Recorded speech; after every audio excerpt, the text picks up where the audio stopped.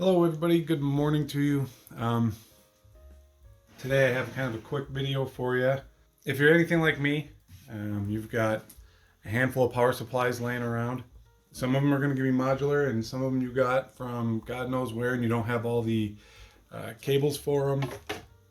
And if you're also like me, you've got a lot of cables from miscellaneous power supplies.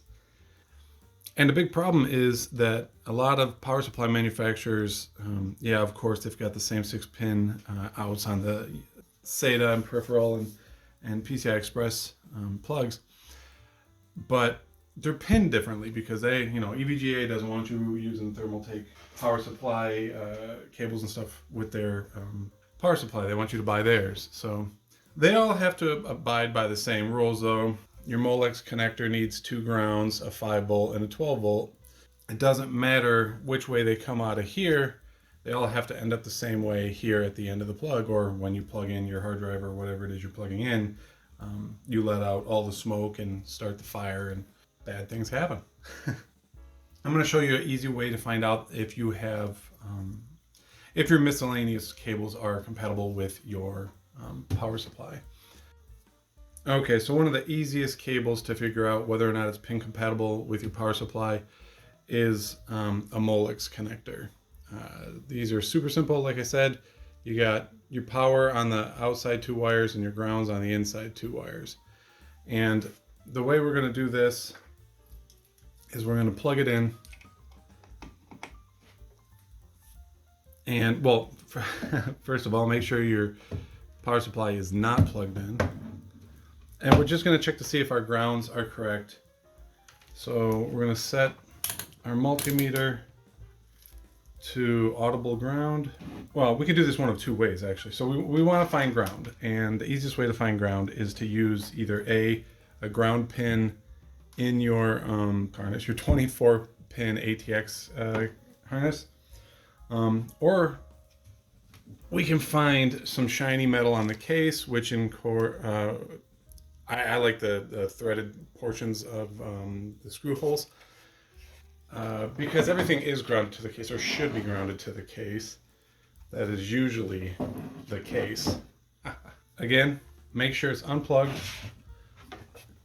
And if you're sticking anything into your case, make sure you can't touch any components. This one has a plastic barrier or divider or whatever. And it's going to keep us from touching any of the components inside, which if it's off, it shouldn't be a problem, but we don't want false readings. And then, like I said, the 2 inside ones should be ground.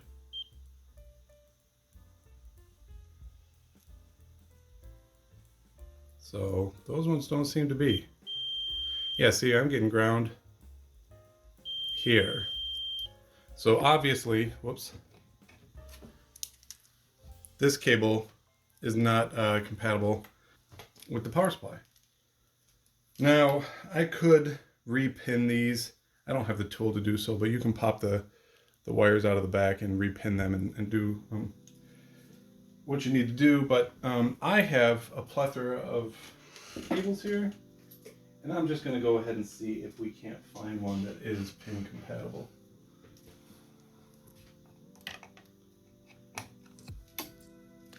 All right, let's see here. Okay. Ground. And then, so when you touch, and this isn't a lesson on how to use one of these, because like I said, I'm far from qualified to tell people how to use them. You're gonna get action on your power wires until it goes to open loop. But really what we're looking for is that. We don't go to open loop. We have an ohm resistance because we're going ground to ground. So even when you go together, you're going to get a resistance reading. It doesn't go to open loop. Okay, so SATA is going to be a little bit more involved here because one, we have to probe down inside of there, which can be kind of hard to do. And secondly, we have an extra wire thrown in the mix.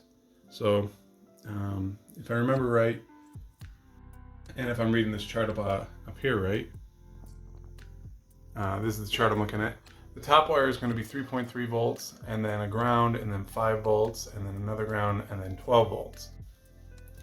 So we're going to probe the SATA. What I like to do, because getting, you're not going to be able to probe inside there. I mean, at least I'm not equipped to do so. And trying to back probe it like this, oftentimes you just, these ones that I have, you might have something nicer, but they don't reach the contacts in there. So what I like to do is take a twist tie, remove some of the insulations at both ends, and you can just use a wire if you've got that handy, but I have an abundance of these things. Take it, twist it around your probe, and now you have a really thin, handy dandy probe. This very top one here to the right, if I can get in camera focus, there you go, buddy. Should be 3.3 volts. So I'm getting ground to that. Out of loop, another ground. Okay, so that doesn't seem to be right. Let's try this one. This should be 3.3, not ground.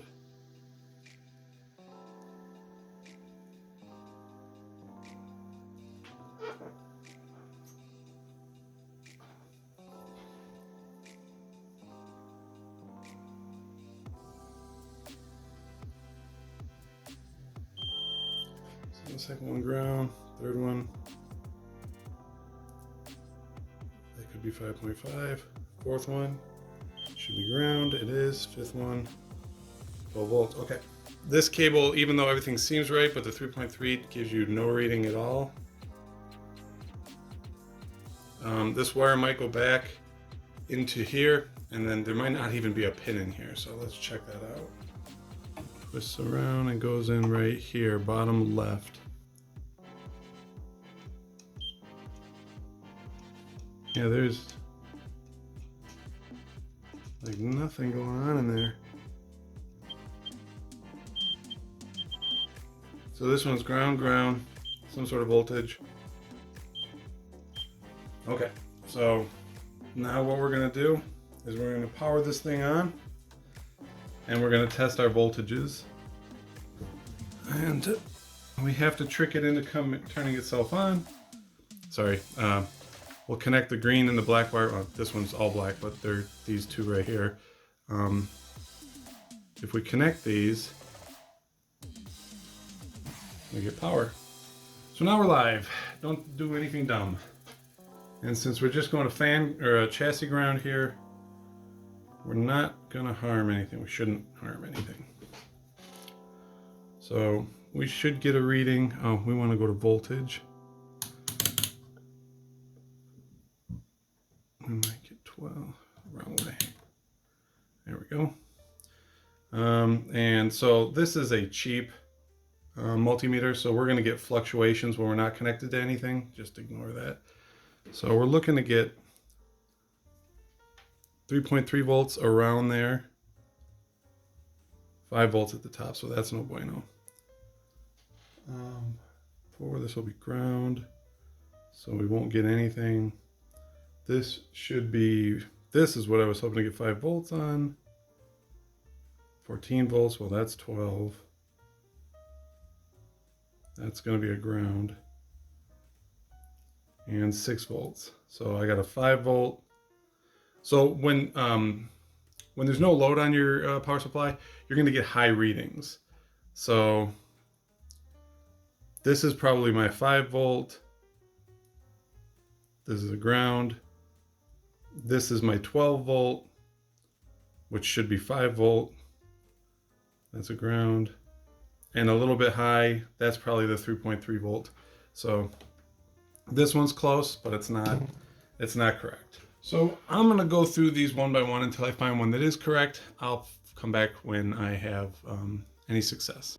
Well, unfortunately, I only found two cables, modular cables that were compatible, and they're both completely Molex, no SATA connectors on them, which is a bummer. But it's not the end of the world. So what? I mean, you could, if you're feeling froggy enough, adapt to SATA connectors, you know, from Molex. I don't like doing it, but I can. I mean, the option is there.